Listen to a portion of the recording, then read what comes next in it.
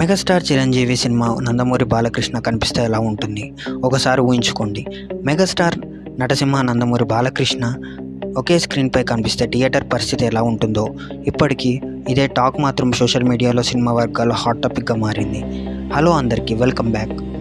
చిరంజీవి సినిమాల్లో బాలకృష్ణ క్యామియో ఇవ్వబోతున్నాడనే ప్రచారం అభిమానులలో ఆసక్తి పెంచుతుంది. అయితే ఇక్కడ ఒక ముఖ్యమైన విషయం ఉంది.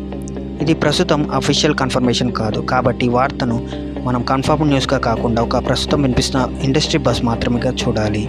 చిరంజీవి, బాలకృష్ణ ఇద్దరు పేర్లు వింటే టాలీవుడ్ చెప్పగానే 2 జనరేషన్ల అభిమానులు గుర్తుకొస్తారు. ఇద్దరి ముఖ్యం బాక్సాఫీస్ కాంపిటీషన్ ఉన్నప్పటికీ వ్యక్తిగతంగా మాత్రం ఒకరిపై ఒకరు గౌరవంగా ఉండడం మనం చాలాసార్లు చూసాం. ఇక 2024లో బాలకృష్ణ 50 ఏళ్ల సినీ ప్రయాణం సందర్భంగా జరిగిన కార్యక్రమంలో చిరంజీవి స్వయంగా బాలయ్యతో సినిమా చేయాలని తను వ్యక్తిగతంగా తెలియజేశారు.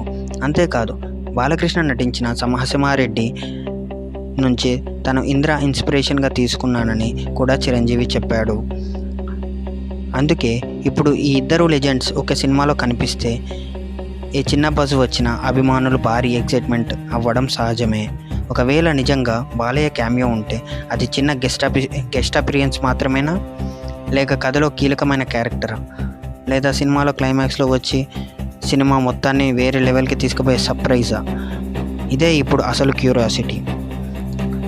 కానీ మరొకసారి చెప్తున్నాం, ప్రస్తుతం బాలకృష్ణ క్యామియో గురించి అఫీషియల్ అనౌన్స్మెంట్ లేదు. కాబట్టి సోషల్ మీడియాలో వస్తున్న పోస్టులు, ఫ్యాన్ థియరీస్, ఇండస్ట్రీ బస్ని కన్ఫర్మ్ చేసుకొని ఇన్ఫర్మేషన్ తీసుకోవద్దు. అఫీషియల్ అప్డేట్ వచ్చేంత వరకు ఇది ఒక ఇంట్రెస్టింగ్ వార్త మాత్రమే. కానీ నిజంగా ఒకరోజు చిరంజీవి స్క్రీన్ మీద కనిపిస్తే, ఆ తర్వాత బాలయ్య ఎంట్రీ వస్తే థియేటర్లో ఫ్యాన్స్ రియాక్షన్ ఎలా ఉంటుందో ఊహించండి. మెగా ఫ్యాన్స్, నందమూరి ఫ్యాన్స్ ఇద్దరు కలిసి ఒక హీరోల కోసం విజిల్ వేయటం. మీకు ఈ కాంబో కావాలంటే కామెంట్లో ఎస్ అని టైప్ చేయండి.